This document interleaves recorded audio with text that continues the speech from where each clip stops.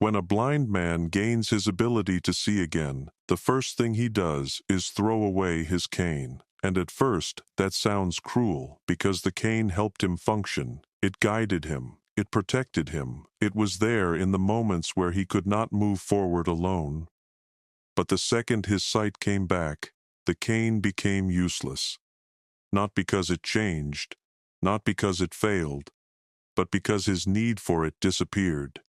Once he no longer needed it, it became a weight for him to hold on to. And people are unfortunately like this too. Sometimes people do not value you because they see you clearly. They value you because, at that moment, you are useful to them. You are convenient. You are available when they need you. And if you are nice enough, you will probably listen when they talk. You show up when they need support. You make them feel less lonely. You help them escape boredom. And for all of this, you get called a friend. But sometimes what they really mean is, you are useful to me right now, so I would like to keep you around for now. That sounds harsh, but it is not always as evil as people make it seem. Most human relationships have some form of usefulness inside them. Nobody becomes close to someone for absolutely no reason. People are drawn to how others make them feel. They are drawn to shared interests, shared humor, shared values, shared experiences, and shared desires. Even kindness can be useful. So the problem is not that you are useful. The problem is when usefulness becomes the only factor and the only reason why someone keeps you around. That is when it becomes damaging and dangerous for you. Because there is a difference between someone valuing what you bring into their life and someone only valuing you as long as you keep bringing it. And that difference is everything. So think about friendship for a second. Do you know what you call a friend who never wants to go out with you, never bothers talking to you, never checks on you, never cares about what is happening in your life, and only appears when they need something? You call that a bad friend. Because friendship is not just a title you give someone because you have known them for a while. Friendship requires attention. It requires care. It requires some level of sacrifice, even if it is small. It means that, at some point, the other person exists in your mind even when they are not directly useful to you. A real friend does not only remember you when they are bored. They do not only message you when their other options are unavailable and dry. They do not only care when they need advice, comfort, money, attention, access, or support. A real friend has some concern for your inner world. They may not always understand you perfectly because people are not mind readers, unfortunately, despite behaving like experts in everyone else's life. But they try. They notice when your energy changes. They care when you go quiet. They are not only present when your presence benefits them. And this is where many people get confused. They think, if someone enjoys being around me, then they must value me. But that is not always true. Sometimes they enjoy being around what you provide. They enjoy the version of you that listens, the version of you that makes jokes, the version of you that says yes, the version of you that is easygoing, the version of you that does not complain, the version of you that makes them feel important in their own world. But the moment you become inconvenient, everything changes. The moment you need support back, they are busy. The moment you stop texting first, the connection fades. The moment you stop being entertaining for them, they treat you like you are almost a different person. And that is when you usually find out what the relationship was built on. This does not mean every friendship needs to be intense or deeply emotional. Some friends are casual, some are activity-based, some are built on shared environments like work, school, gaming, or just being trapped in the same group chat, watching everyone slowly lose their minds. That is normal. Not every relationship needs to carry the weight of your entire existence. But even casual friendships should have some level of mutual respect. The issue begins when the relationship is completely one-sided, when you are always the one giving, always listening, always adjusting, always showing up, always making it work. That is when it stops feeling like friendship and starts feeling like employment without a salary. And people fall into this trap because being needed feels close to being loved. When someone comes to you for help, it makes you feel important. When they vent to you, it makes you feel trusted. When they depend on you, it makes you feel valuable. And for a while, that can feel good. You start thinking, they must really care about me because they always come to me. But sometimes they come to you for the same reason someone goes to a charger when their phone is dying. Not because they love the charger, because they need power. And once they are full again, they walk away. This is why you have to be careful with people who only know how to value you in a crisis. They are close to you when they are broken, confused, lonely, hurt, or desperate. But when they are happy, stable, popular, or distracted, suddenly you become invisible and unimportant. And that tells you something. Now this is where you have to be careful, because if you take this idea too far, it can turn into something negative to hold on to. Naturally, you might start becoming paranoid and think everyone around you is using you. You might start thinking people are fake, friendship is pointless, and every relationship is secretly selfish. So let me stop that before it happens and give you a more strategic view. The truth is, people do value usefulness. That is human. But a good person does not reduce you down to only that. If someone values your kindness and you are already kind by nature, then naturally you will be useful to others by just being yourself. That becomes effortless instead of demanding. Usefulness only becomes a problem when it is the only reason someone likes you, or when being useful starts costing you your peace, your energy, or your self-respect. A healthy connection is based on mutual value. Sometimes you ask them out, sometimes they ask you out. Sometimes you support them, sometimes they support you. Sometimes you listen, sometimes they listen. It does not always have to be perfectly equal, because life is not that clean, but the direction should feel mutual. An unhealthy connection is one-sided extraction, and you usually notice it when you stop looking only at their words and start watching their behavior. Because behavior reveals hidden intentions far better than words do. Anyone can say they care. Anyone can call you a friend. Anyone can say, I'm here for you. But the truth shows when the relationship actually costs them something. And one of the clearest ways to see this is how someone reacts when you start winning. When a true friend sees you improve, they cannot help but feel inspired by it.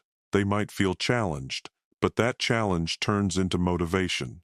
They see you focusing more, working harder, becoming better, and a part of them wants to rise too. Because humans are social creatures. When someone they care about rises, it naturally pulls something out of them. They start thinking, if they can grow, maybe I need to grow too. But a person who secretly does not want you to rise will react differently. Your growth will not inspire them. It will irritate them. It will make them bitter. It will make them feel smaller. And instead of feeling proud, they start becoming passive, dismissive, quiet, or strangely critical. They might make small jokes about it. They might downplay it. They might act unimpressed. They might start saying things like, "You think you're better than everyone now?" When really, you just stopped staying at the same level that made them comfortable. That is important to notice, because some people only like you when you are equal to them, beneath them, or useful to them.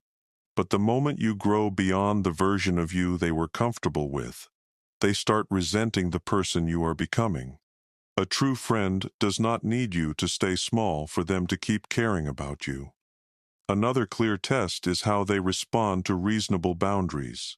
And I say reasonable because this does not mean you should put boundaries on every little thing or act offended by every joke. If you react strongly to everything, some people will start treating your reaction like entertainment. They will poke just to watch you move. So the smart approach is not to walk around like every sentence is an attack. The smart approach is to be open and loose with most things, but clear about the few things that actually matter. Not everything needs to be sacred, but some things should not be touched. Maybe you had a bad past with a partner. Maybe you do not have a good relationship with your parents. Maybe there is something personal that carries real weight for you. If you clearly tell someone, "I do not want that brought up or joked about," then the test is not whether they magically knew before. The test is what they do after they know, because sometimes people slip. That does not automatically make them a bad friend. But when they slip, do they catch themselves? Do they apologize? Do they adjust? Do they take it seriously without making you feel dramatic for having a line? Because a mistake followed by respect is different from a pattern followed by excuses. A good friend may accidentally cross a line once, but once they understand it, they do not keep circling back to it. They do not say, "It's just a joke," every time you tell them something genuinely bothers you. They do not turn your discomfort into entertainment. They do not make you feel weak for having something you do not want mocked. Because if they keep bringing it up after you made it clear, then they are not joking by accident anymore. They are testing whether your boundary is real. And if you keep laughing it off when it actually bothers you, you teach them that your discomfort is negotiable. This is why boundaries reveal respect. Respect becomes visible when someone gives up something they enjoy doing because it hurts you. If someone enjoys joking about a certain topic, but they stop because they know it genuinely affects you, that tells you something. But if their amusement matters more than your dignity, that also tells you something. And this is where you need to learn the difference between a friend who makes mistakes and a friend who uses mistakes as a disguise for disrespect. One is human. The other is showing you a pattern. Before you give someone deep access to you, observe them. Not in a paranoid way, but in a realistic way. Time alone does not prove loyalty.